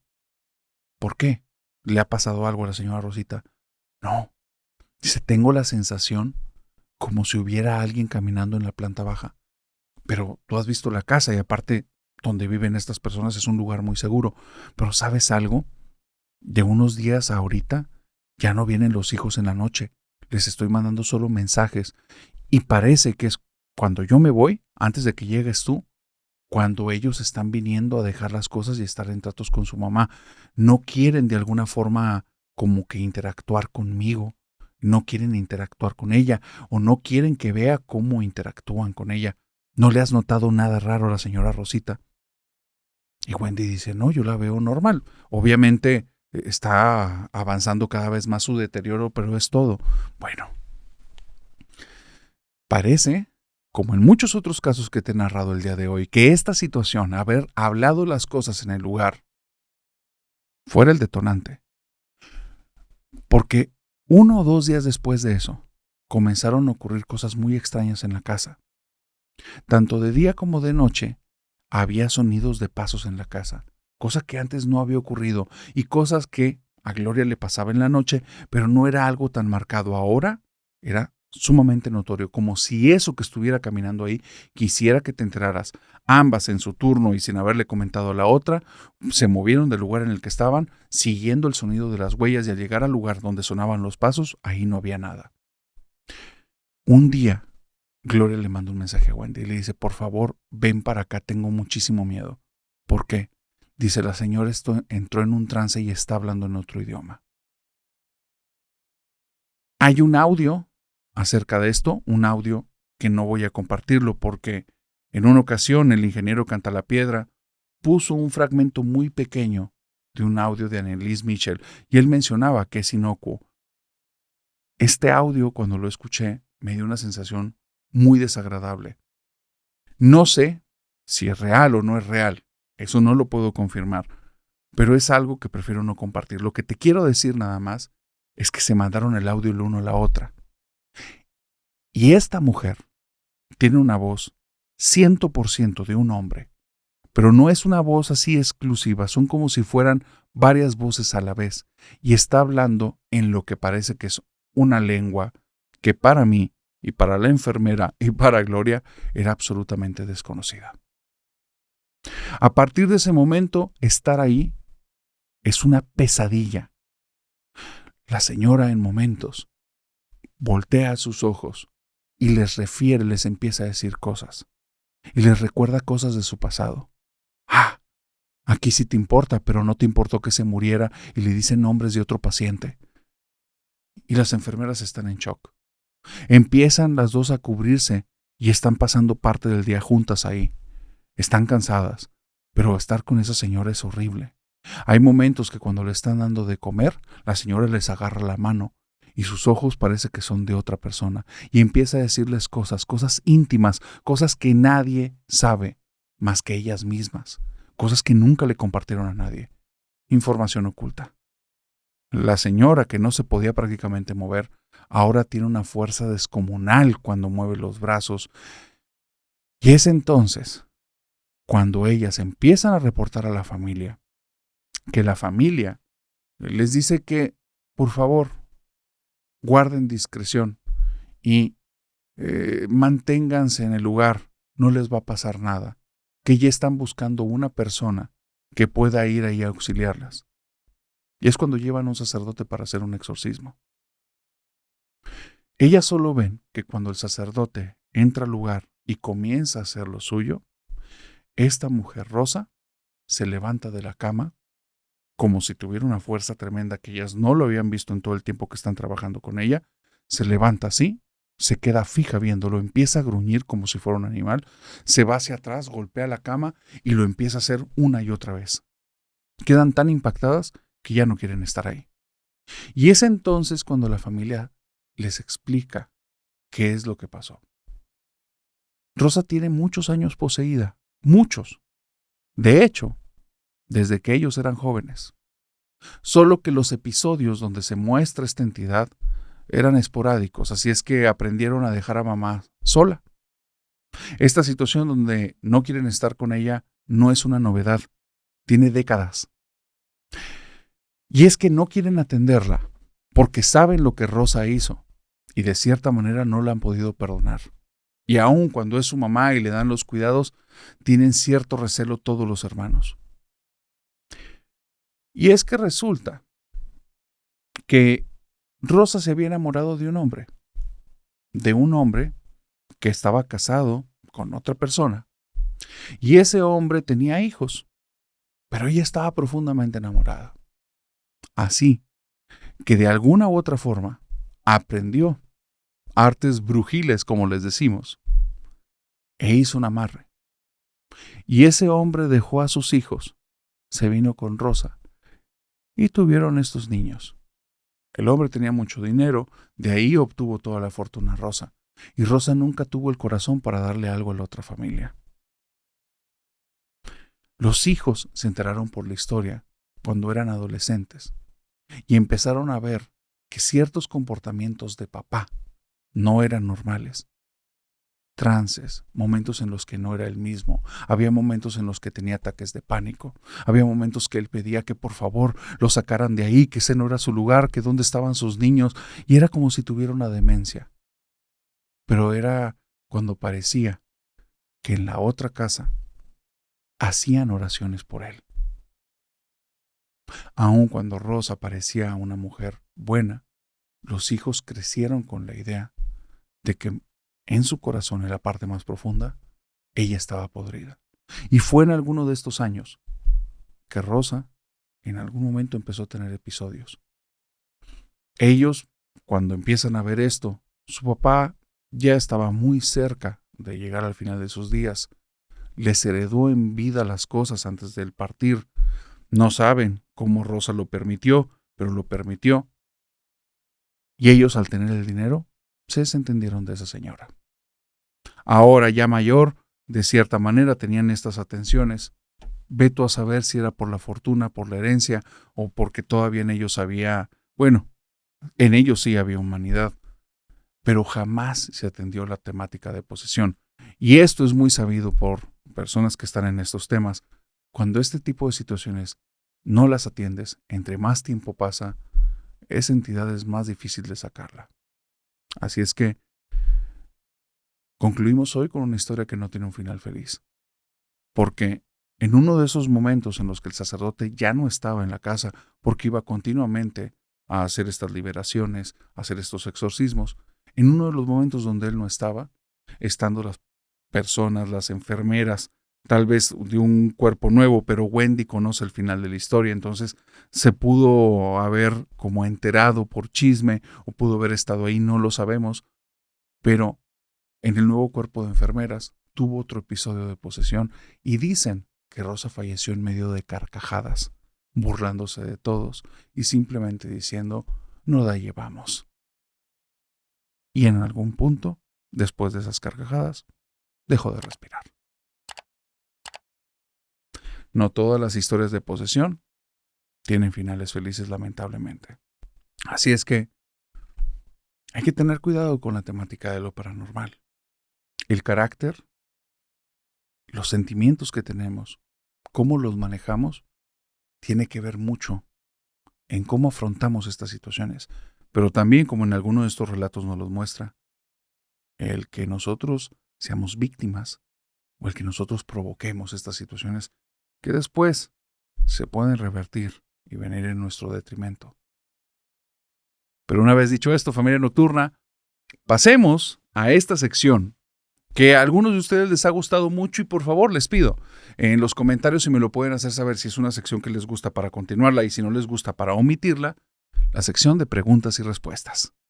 Así es que les pido por favor en los comentarios aquí en YouTube dejen una manita, un emoji de una manita y para mí eso va a significar que sí quieren que permanezca la sección de preguntas y respuestas y dejen una calaverita si no quieren que aparezca. Así, en 2 o 3 episodios, lo que tenga más sumado, ya sean más manitas o más calaveritas, vamos a decidir si permanecemos con preguntas y respuestas o las omitimos. Y una vez dicho esto, pasemos a la sección, que te quiero decir que estas preguntas las hacemos por Instagram. En Instagram ponemos una historia donde dice hazme una pregunta, tú le puedes picar ahí, me dejas tu pregunta. En el grupo de difusión de Instagram también se pone ahí para que puedas hacerme la pregunta, pero también las puedes dejar en YouTube. En caja de comentarios puedes poner hashtag, ya sabes el signito del gato, la palabra pregunta, haces un espacio y dejas tu pregunta. Y la pregunta con más likes o las preguntas más interesantes, las que tengan más likes y las más interesantes, son las que vamos a traer aquí a esta sección de preguntas y respuestas. Ahora sí, bienvenida familia nocturna a esta sección de preguntas y respuestas, preguntas que me han hecho llegar, ya sea por los videos de YouTube, como les acabo de decir, o por las historias de Instagram o por el grupo de difusión de Instagram. Al final del video les voy a dar el número de WhatsApp por donde me pueden mandar las historias, por donde me pueden contactar, para entrar también al grupo de difusión de WhatsApp. Pero una vez dicho esto, comencemos con la primera pregunta. Y la primera pregunta dice, narrador, ¿las posesiones son reales? Qué buena pregunta. Mira, pudiéramos decir, varias perspectivas. O sea, es una pregunta muy concreta, pero no es una respuesta simple. Si tú te vas con sacerdotes exorcistas, te van a decir 100% real. Si tú te vas con psiquiatras, se pueden dividir. Va a haber psiquiatras y psicólogos que crean que pueden existir y va a haber psiquiatras y psicólogos que te digan que no, que son 100% un trastorno. Y existe el trastorno de trance o posesión, creo que es la forma en la que lo han denominado. Y aquí está esta situación. ¿Quién está mal? ¿Quién está bien? No se trata de eso. Se trata, creo que al día de hoy, faltan documentar más de estos casos para poder determinar si hay lo suficiente evidencia científica para que se determine si son reales o no. Reales desde la perspectiva, obviamente, de la salud, desde la ciencia. Para las cuestiones religiosas, sí lo son reales. Entonces, es difícil, no es una respuesta sencilla. Si me preguntas a nivel personal, yo creo que sí existe una gran posibilidad de que sean reales. Ya hay al día de hoy psiquiatras involucrados junto con el estudio, junto con exorcistas, para la revisión de esto. Y hablan, si te vas a YouTube y pones psiquiatras, posesiones, hay conferencias, tanto en español como en inglés, en el que te hablan de esto. En Estados Unidos o en Inglaterra, no recuerdo cuál es la nacionalidad de este psiquiatra, pero es Richard Gallagher. Él escribió un libro, lo he mencionado aquí en el canal, ya en varias ocasiones, que se llama Demonic Foes, como enemigos demoníacos, y te habla muchos casos en los que él ha asistido como psiquiatra a ver cómo es un exorcismo o a determinar si la persona tiene alguna enfermedad mental o está poseída. Ahora, con eso es 100% veraz y es un hecho. No soy la autoridad competente para decírtelo, pero creo que sí, aún no se ha llegado a la decisión, es porque hay personas que dudan de él o por algún otro tipo de situación, tal vez sociopolítica. Pero si hay un debate en torno a si son o no son, lo dejaría un poco con la puerta un poquito abierta y tener cuidado. Por eso los invito a revisar diferente bibliografía que te habla acerca de, primero, ejemplo, libros de Padre Amort, los libros de el Padre Javier Luzón, para poner unos ejemplos, y los libros también del Padre Fortea, pero los del Padre Fortea a veces son un poquito más complicados, son muy, muy profundos. El libro del Padre Javier Luzón es un poquito complicado, los del Padre Gabriel Amort son muy digeribles, pero ambos te hablan, en el caso del Padre Gabriel Amort te habla de casos, muchos casos, y si empiezas a investigar un poquito acerca de los casos que él plantea, te dice las razones por las cuales, o sea, cuáles son los motivos por los cuales la persona terminó en un caso de posesión. Entonces, pudieras determinar qué cosas te ponen a ti o a tus seres queridos en riesgo para no hacerlo. Y es por eso que cuando muchas veces me preguntan, oye, ¿tú harías en tu canal Ouija ¿tú harías en tu canal un conjuro, traer gente, invocaciones? No, definitivamente no, porque conforme me he ido documentando de diferentes bibliografías, de diferentes personas, en los momentos del exorcismo, cuando le piden a este tipo de entidades que revele la razón por la cual entró, siempre se están repitiendo ciertos patrones, por una brujería, por haber jugado Ouija, por haber estado dentro de una familia que antes hacían prácticas esotéricas o oscuras. Y con eso te quiero decir, el esoterismo es malo, el esoterismo es bueno. No, no, no, no, no, no. No soy nadie para determinar ese tema. No te estoy diciendo en qué debas de creer o no. Esa es una cuestión ya personal. Pero a nivel personal, o sea, si me preguntas a mi narrador, si yo lo estoy viendo un patrón repetido varias veces, no soy un tipo de personas que me gustaría tomar un riesgo que no le veo ningún beneficio, salvo llamar la atención o morbo. Y yo creo que no es suficientemente importante eso como para el nivel de riesgo como en las historias que acabamos de escuchar. La siguiente pregunta dice, narrador, ¿la brujería se hereda? Qué buena pregunta. Sería muy padre, sería interesantísimo saber la respuesta a eso. Lo más que podemos llegar es hacer como deducciones lógicas, o sea, tener una idea y ver los diferentes planteamientos que hay. Deducciones lógicas. Hay muchos relatos donde te narran que una persona descubre que tiene sensibilidades y esto es porque después se da cuenta que viene de una familia de personas que practicaban la brujería. Ahora, que hay todo un tema relacionado con la brujería, porque no, a ver, es que es difícil de abordar.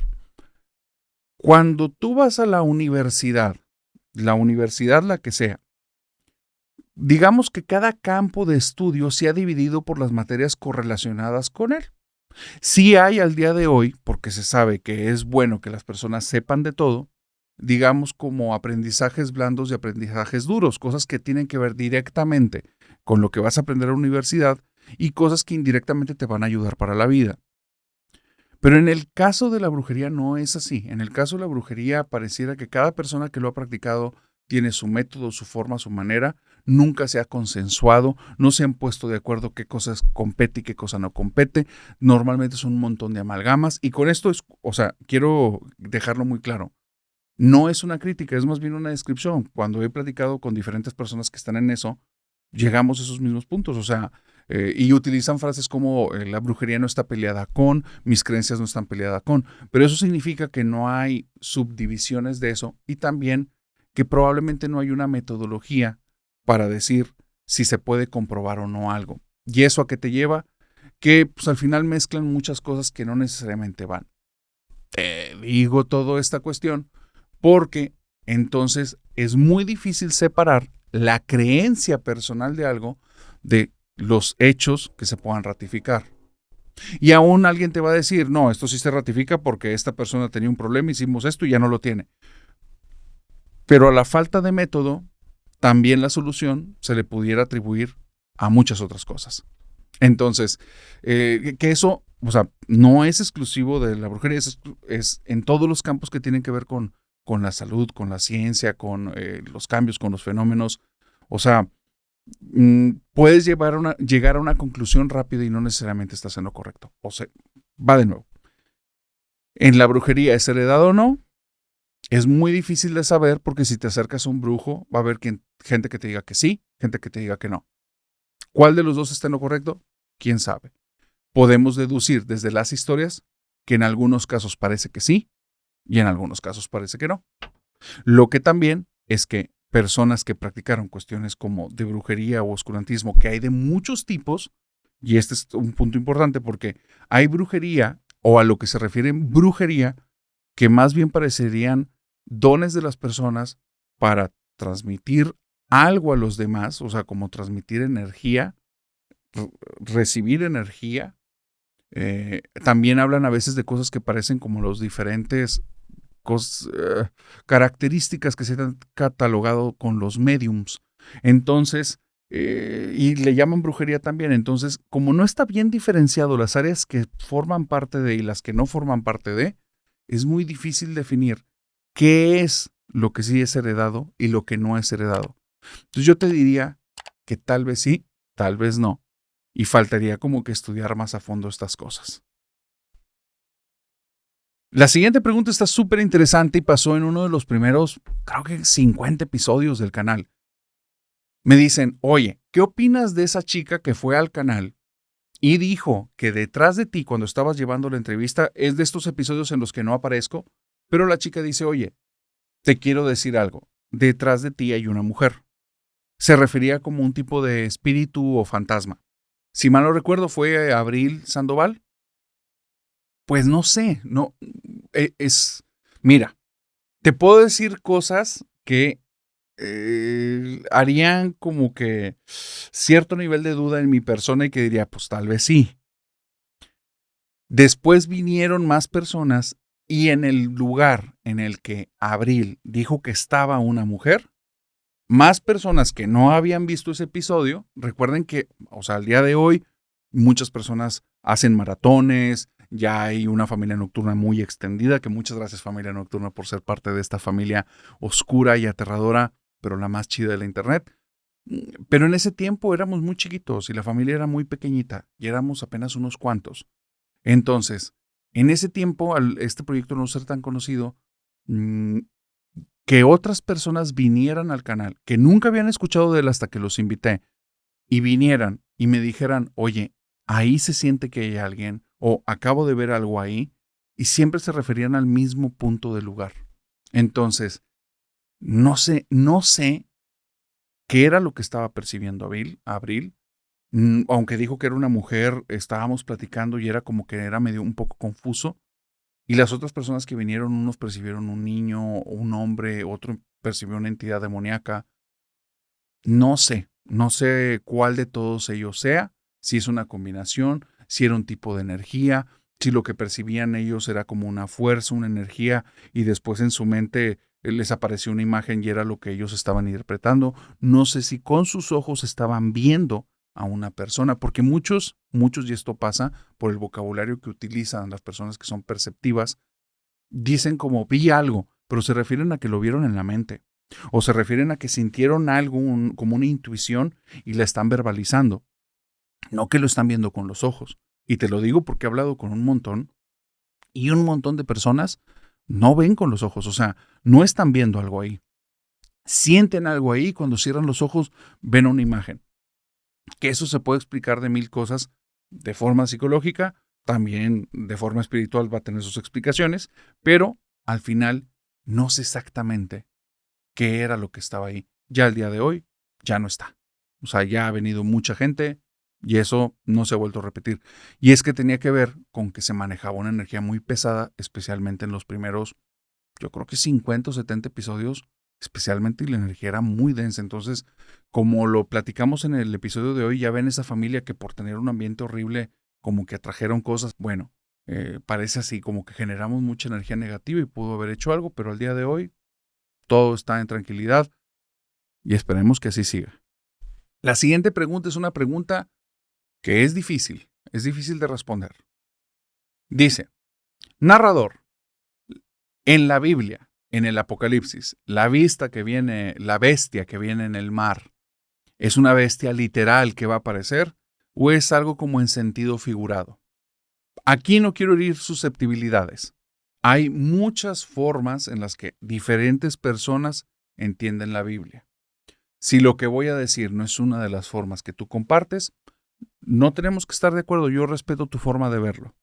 Esto que te voy a decir tiene que ver un poco con mi trayectoria, con lo que conozco en torno al tema. En ciertas iglesias cristianas, a la Biblia se le llama el libro de la revelación. Y creo o entiendo, también hay una temática que hay iglesias que se denominan, no sé si por sí mismas o desde un estudio exterior, como fundamentalistas. Y entonces toman de forma literal todo lo que viene en la Biblia. Literal, lo que dice ahí, santo y seña cada detalle, es así como dice. Pero no son las únicas perspectivas que hay. Esas son unas perspectivas. Yo no las comparto tanto honestamente.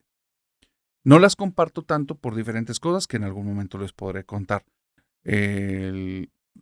Existen otros estudios, existen otras escuelas Que de hecho una de las escuelas, y me dicen si ando bien o equivocado, una de los estudios como más profundos en torno a la Biblia vino por Calvino, uno de los primeros, fue un monje, si mal no recuerdo, fue un sacerdote, y después se vuelve protestante y él funda la iglesia calvinista, que es una de las iglesias de las primeras protestantes.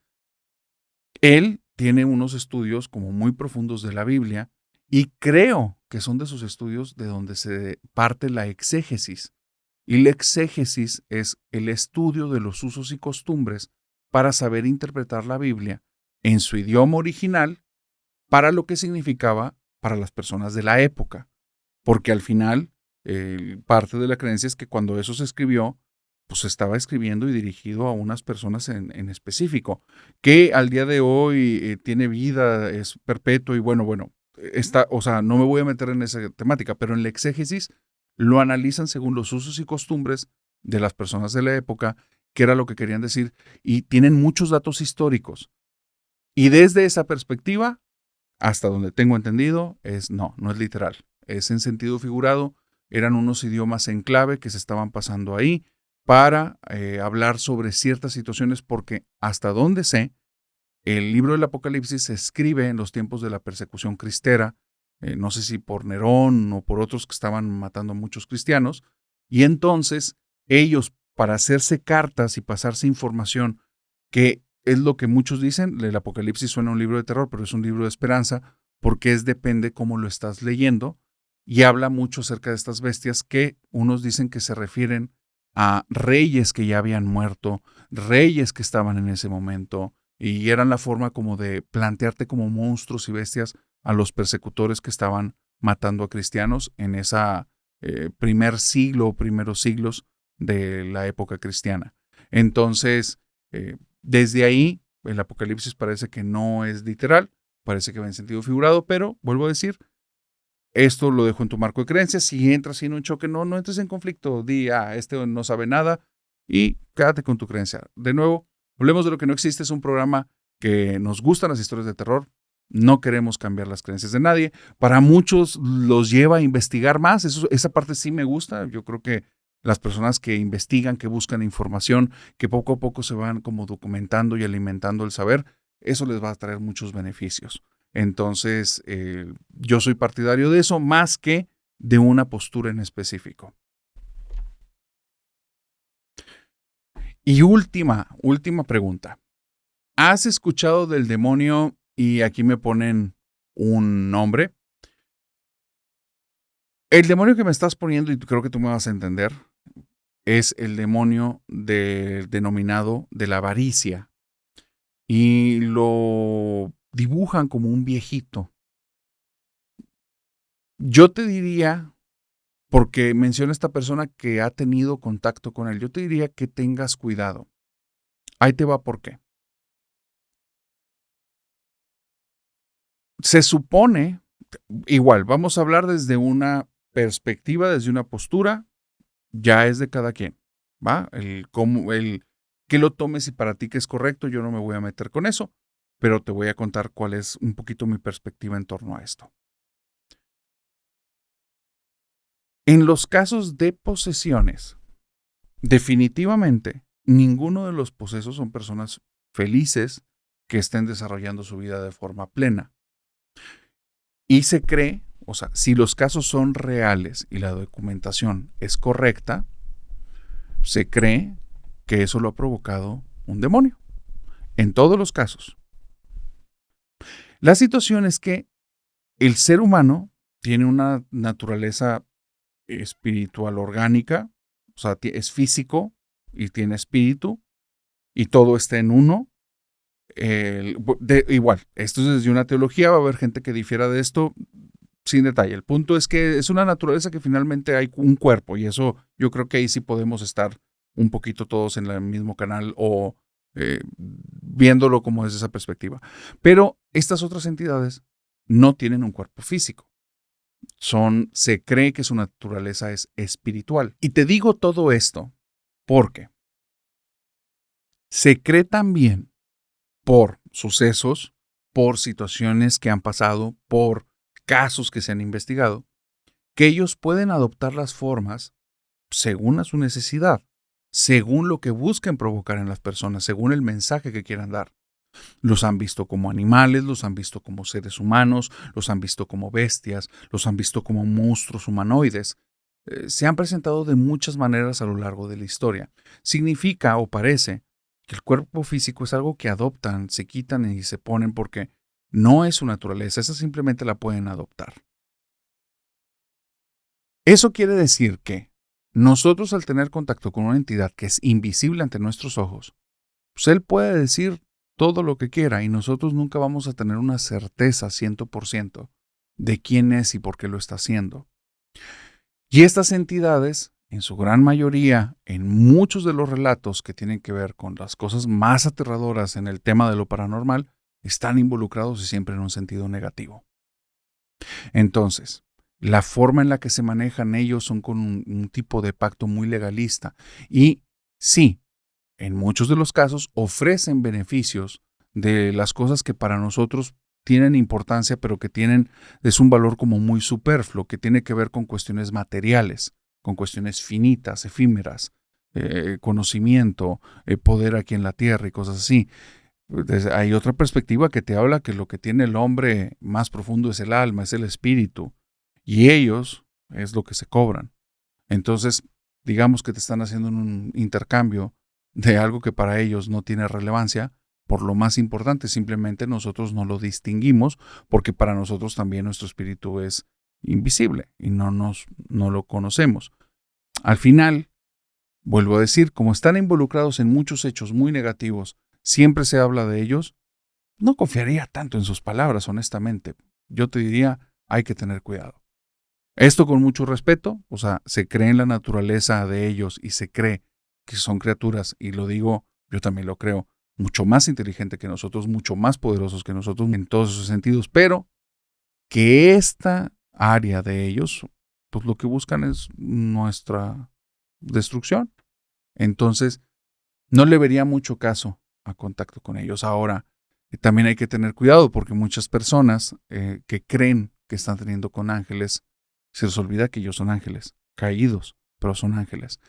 Y hay muchos tratos de personas que me han contado que es lo mismo del tipo de pacto e interacción con un demonio, solo aquí le ponen el nombre del ángel. Vuelvo a decir, el gran problema es que no vemos porque su forma no es física. Entonces, si no tienen forma física, ¿cómo distinguimos con qué estás interactuando? Y yo creo que son desde los frutos emocionales, espirituales, intelectuales, o sea, que a la larga, ¿hacia dónde te llevó eso? Y hasta donde yo he visto la interacción de estos seres, los que son oscuros, los que son caídos, van en detrimento siempre de la persona, de su entorno, de su familia, van afectando todo. Aunque hay un bien de por medio, uno es el beneficiado en apariencia y todo lo demás es destruido. Y después también la persona.